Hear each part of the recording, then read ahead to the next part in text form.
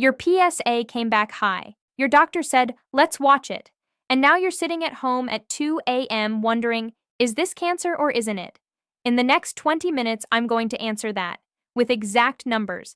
I'm Dr. Adriana Wells, and I'm a urologist.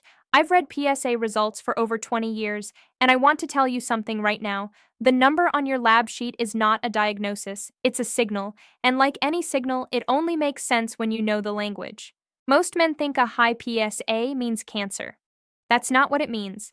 A PSA of 8 can come from cancer. It can also come from an inflamed prostate, an enlarged prostate, or even something you did 3 days before the blood draw. The number alone tells us almost nothing. The number plus context tells us everything. Before we go further, drop your age and your state in the comments right now. I read every single one, and it helps me make content that actually applies to your situation. Just your age and state. Here's why this matters more than you think. Every week, men walk into my office holding a PSA number. Some of them are terrified over a number that needed no action at all. Others have been sitting on a number for 2 years that needed immediate attention. The difference isn't the number, it's the knowledge. If you want a urologist, not a health blogger, not an AI bot, not a magazine, but an actual urologist breaking down real numbers in plain English every single week, hit subscribe. I put out a new video every week on senior men's health. Topics your doctor covers in 2 minutes, but you deserved a full explanation of. And if you're watching this and you've been told your PSA is elevated, this channel was built for exactly this moment. Let's start with what PSA actually is, because most explanations make this harder than it needs to be. Your prostate is a small gland, about the size of a walnut, that sits right below your bladder. It makes fluid that becomes part of semen. It also makes a protein called PSA, prostate-specific antigen. Normally, that protein stays inside the prostate. It does its job and goes home. But here's what happens when something disturbs the prostate. That wall breaks down. PSA leaks out into your bloodstream, and that's what your lab test is measuring, how much PSA has escaped. Think of your prostate like a sealed water tank. When the tank is healthy and intact, very little water gets out. A small amount, always. That's your baseline PSA. But if the tank gets cracked, from infection, from pressure, from abnormal growth, more water leaks. The question is never just how much water is out there. The question is, what's cracking the tank? Now, 3 things can crack that tank, and only one of them is cancer. I need you to hear that clearly. 3 things. One of them is cancer. 2 of them are not. I'll tell you all 3 right now, because 1 is size. As men age, the prostate naturally gets bigger. This is called benign prostatic hyperplasia, BPH. Benign means not cancer. Hyperplasia means overgrowth. A prostate that's twice its normal size can push PSA into the 6, 8, even 10 range without a single cancer cell. Cause 2 is inflammation. If your prostate is irritated or infected, a condition called prostatitis, it leaks like a broken pipe. Acute prostatitis from a bacterial infection can spike PSA into numbers that look terrifying. Men have had PSA levels jump to 60, 80, even higher from an infection alone. It comes down when the infection is treated. Cause 3 is cancer. Abnormal prostate cells don't follow the rules. They grow without restraint, and they produce PSA. Sometimes a lot of it. The higher the cancer burden, generally, the higher the PSA. So when your PSA comes back elevated, your doctor's first job isn't to panic. It's to figure out which of those 3 is most likely. That job starts with a number. Let me walk you through what I call the PSA ladder. Each level changes what we do next, not what we conclude. The first rung is PSA between 4 and 10. This is the most common range, and this is the range where men get the most confused. I had a patient, I'll call him Thomas, 68 years old, retired, came in with a PSA of 7.2. He was convinced it was cancer. His wife had already printed out 3 pages from the internet. When I sat down with him, first thing I did was check his prostate by exam. It was enlarged, significantly. Then I looked at his symptom history. Getting up twice a night to urinate, slow stream, feeling like the tank never fully empties. I ordered a PSA density test, which compares the PSA to the actual volume of the prostate. His number made complete sense for the size of his gland. We did an MRI. No suspicious lesions. Thomas did not have cancer. He had a prostate that was working overtime because of its size. Now, here's what I need you to understand about the 4 to 10 range. Studies suggest the risk of prostate cancer in this window is around 22 to 27%. That sounds high until you flip it. 73 to 78% of men in this range do not have cancer. That doesn't mean ignore it. It means investigate it correctly. In this range, your doctor should be looking at PSA trend over time, your prostate size, your symptoms, your free PSA ratio, and potentially a prostate MRI before any biopsy is discussed. The second rung is PSA between 10 and 20. This is where we change gears. At this level, the likelihood of clinically significant cancer climbs meaningfully.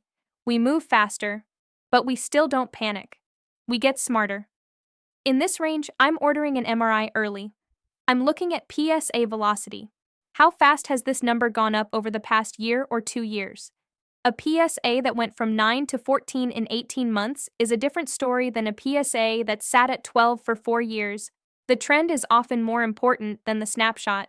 A PSA of 15 is not a death sentence, it's a call to action, and acting on it correctly with the right sequence of tests gives you the best possible outcome. The third rung is PSA between 20 and 50.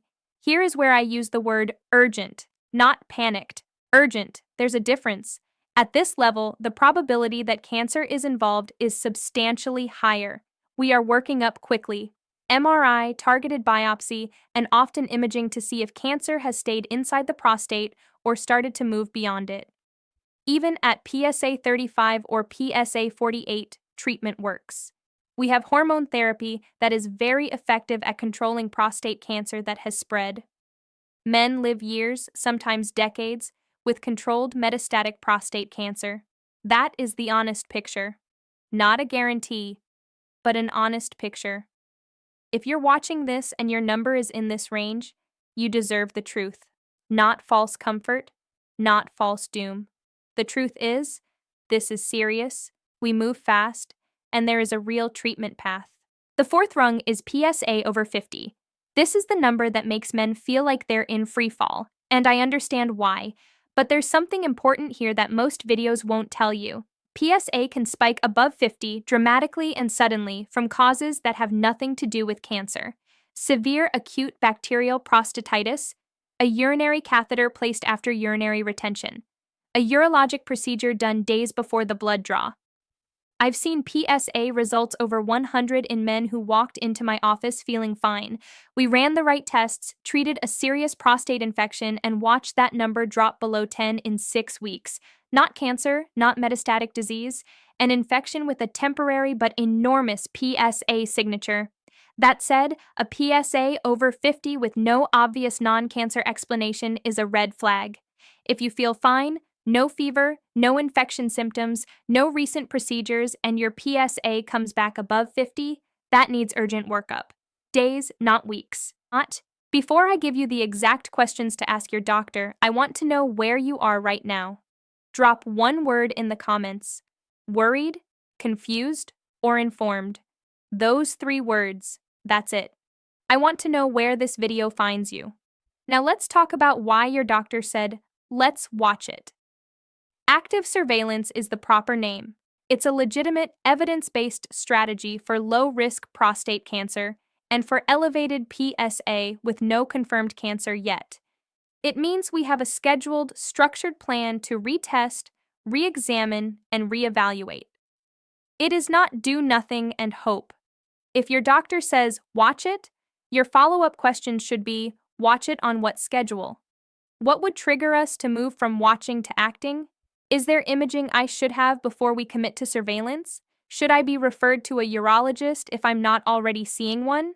Those questions turn a vague directive into a real plan. Now, let me tell you about PSA velocity, because it is more important than any single reading. Where your number is going matters more than where your number is today. A PSA that goes from 4 to 5 to 5.5 over 3 years is a different story than a PSA that went from 4 to 7 to 11 over 18 months. The first is creeping, possibly BPH growth. The second is accelerating, and that acceleration is a concern regardless of the absolute number. If you've had more than one PSA test, go back and find your old results. Pull the numbers out, line them up by date, look at the trajectory. If you don't have them, call your primary care doctor's office and ask for a copy of your lab history. You're entitled to that information and it matters. Most men in the 4 to 10 range are never told about 2 tests that can dramatically clarify the picture before a biopsy is discussed. I want to tell you about them right now. Free PSA ratio.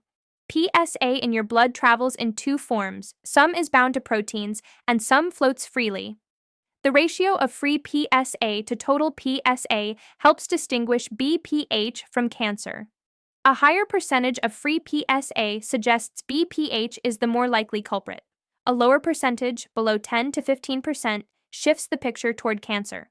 Ask your doctor, has my free PSA ratio been measured? PSA density. This test divides your PSA number by the volume of your prostate as measured on ultrasound or MRI. A large prostate with a PSA of 8 is very different from a small prostate with a PSA of 8. PSA density accounts for that difference. A density above 0.15 is a signal we take seriously. These aren't exotic tests. They're standard tools that sometimes fall through the cracks. You can ask about them.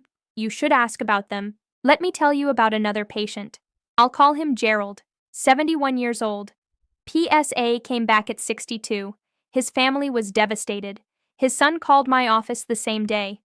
When Gerald came in, the first thing I noticed was that he was running a low-grade fever. He had mild lower back pain he'd been ignoring for 2 weeks, and he'd had urinary hesitancy for about 10 days. We ran a urine culture, significant bacterial infection. We started antibiotics. Gerald came back 6 weeks later. His PSA was 9.4, not 62, 9.4.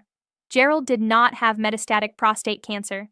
He had acute bacterial prostatitis that had spiked his PSA to a terrifying number. Gerald's story isn't everyone's story, but it's a reminder that a high number without context is just a number. Context is everything. Now, here are the red flags that should move you from "let's watch it" to "I need answers now." Red flag 1. Your PSA has more than doubled in under 12 months. Red flag 2. Your PSA is above 20 and you have no evidence of prostate infection or inflammation and your prostate is not significantly enlarged. Red flag 3. You have new bone pain, especially in your lower back, hips, or pelvis that wasn't there before. Red flag 4. You're having urinary symptoms that are new, sudden, and severe. Red flag 5. Your PSA was previously stable and then jumped without any recent procedures or infections to explain it. Any one of these warrants a call to your urologist. More than one warrants a call today. Here is your 5-point action plan for this week. 1. Find every PSA result you've ever had. Dates and numbers. Build your own trend line. 2. If you haven't had a free PSA ratio or a PSA density test, ask for them. 3. If your doctor said watch it, ask the 4 follow-up questions I gave you. Get a timeline. Get a trigger. Get a plan. 4. Know your red flags. I just gave you 5. If any of them apply to you, call your urologist this week. 5. Stop reading forum posts at 2 a.m. They are not your doctor. They are not your numbers. They are other men's fear. You have enough of your own. I want to be honest with you about one more thing before we go. Some of the men watching this will find out they do have cancer. And I want you to hear this clearly. Prostate cancer is one of the most treatable cancers that exists. When caught at the right time, with the right staging, the outcomes are genuinely good. We have tools today that didn't exist 10 years ago. This is not the death sentence it was for your father's generation. Drop one word in the comments right now. Ready. If you're walking out of this video with a plan, not panic, a plan, just type ready. And if this video gave you something your doctor's appointment didn't, subscribe, because next week I'm going to walk you through exactly what happens when your doctor orders a prostate MRI. Step by step, no mystery, plain English. This video is for educational purposes only and does not constitute medical advice. Always consult your own physician or urologist regarding your specific lab results and health decisions. Patient stories shared in this video are composites created for educational illustration and do not represent any specific individual.